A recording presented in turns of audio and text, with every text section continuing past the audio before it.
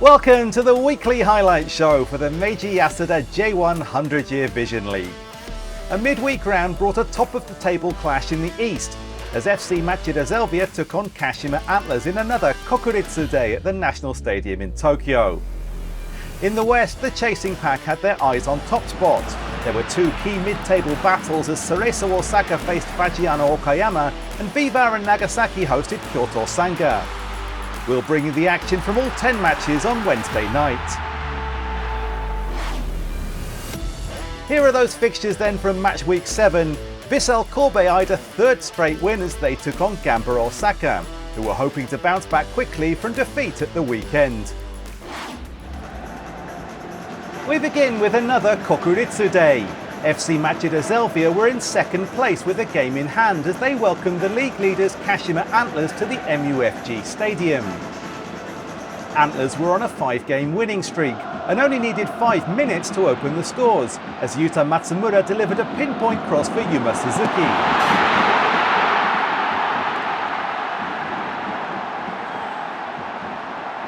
Total precision from the away side as Suzuki celebrated his 4th goal of the campaign.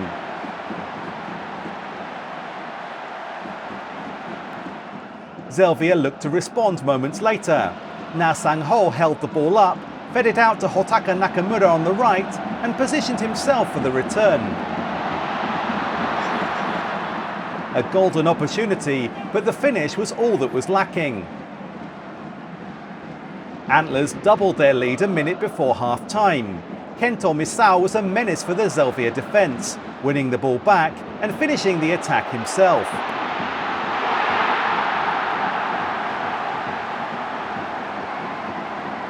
Exquisite play all round from Misao as Antlers went into the break with a 2-0 advantage. Zelvia went on the attack 12 minutes into the second half, only to find the Antlers goalkeeper Tomoki Hayakawa standing firm. Antlers as focused right at the back as they had been up front. The final blow was dealt in added time when Leo Sierra found Alexander Chavric.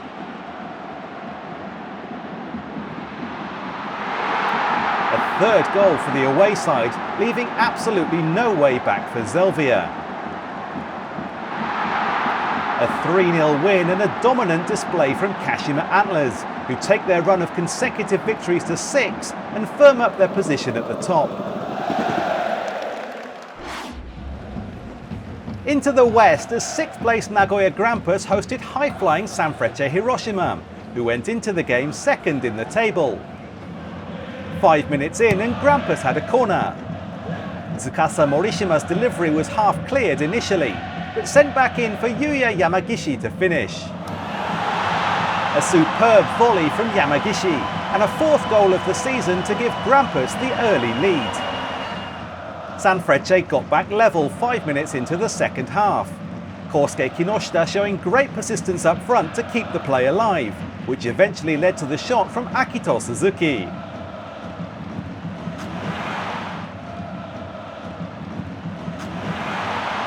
An emphatic strike into the top right corner to give Suzuki his 2nd of the campaign.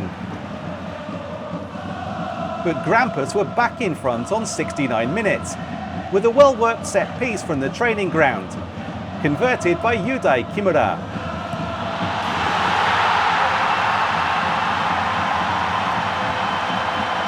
(2-1) to the home side, and Kimura's 3rd goal of the season. That was the way it finished. A hard-fought victory within the 90 minutes to give Nagoya Grampus all 3 points. Back in the east, where Tokyo Verdy were hoping for back-to-back wins, while Kawasaki Frontale were desperate to avoid a 2nd consecutive defeat. The first goal came just 9 minutes in, with a trademark passing move from Frontale, Yasuto Wakizaka providing the finishing touch. His 3rd goal of the season and an early lead for Frontale.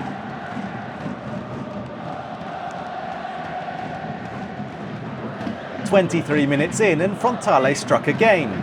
From defending inside their own box, they broke forward at speed for Edison to make the score 2-0.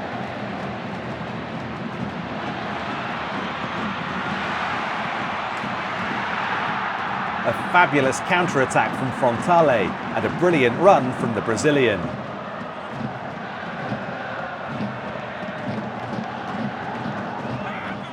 Verdy looked for a way back in the second half, and Hiroto Yamami carved out this opening from out wide on 72 minutes. That was arguably Verdy's best chance of the entire match. Despite a spirited effort from Verdy, it finished 2-0, Kawasaki Frontale successfully putting their losing streak to an end. Back to the west again for a mid-table clash between two sides locked on 9 points, V-Varen Nagasaki and Kyoto Sanga. 4 minutes in and a corner for the home side. It seemed as if the initial danger had been cleared, but V-Varen were persistent and Thiago Santana was there to pounce on the loose ball.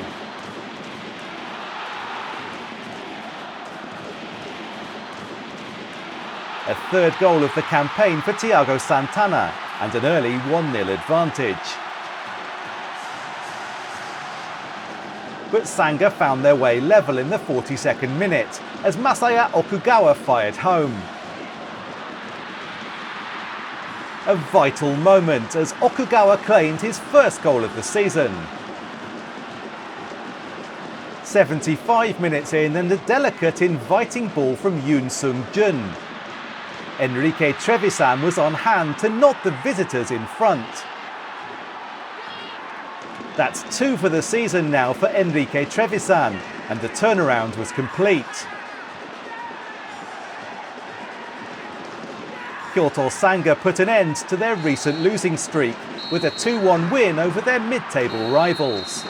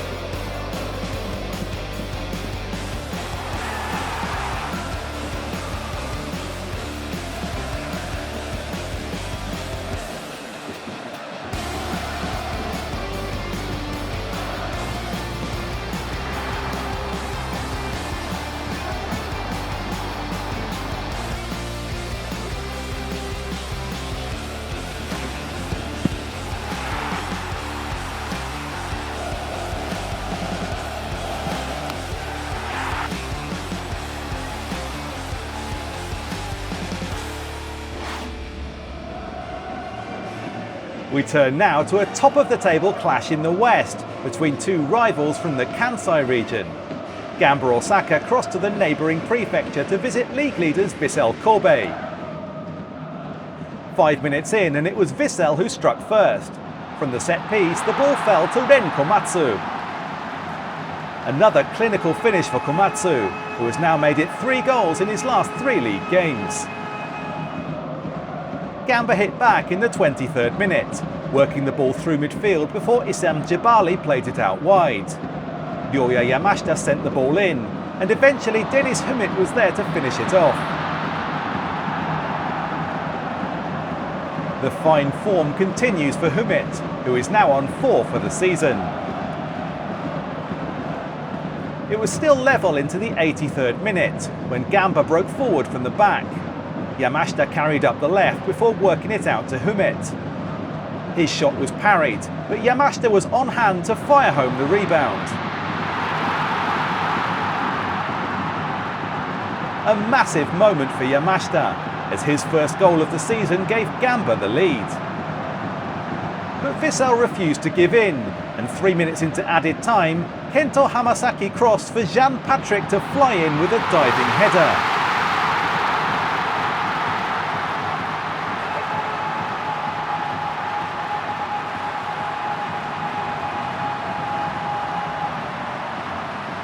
Vissel had drawn level at the death. Sheer grit from the home side as the game headed to penalties. But the hosts hit the crossbar with their first kick of the shootout, while Gamba went on to convert all 5 of theirs. Vissel Kobe do still have 1 game in hand, but 2 vital points here take Gamba Osaka into a provisional first place in the West. Our final match for this midweek is a mid-table clash in the West, as 5th place Cerezo Osaka host 8th placed Faggiano Okayama. 4 minutes into the game and Faggiano had a chance from this set piece, but Towa Yamane's dipping strike was kept out by Cerezo's former Japan goalkeeper Kosuke Nakamura. Cerezo then took the lead on 19 minutes, working it out from back to front, right to left, and finally finished off by Solomon Sakuragawa.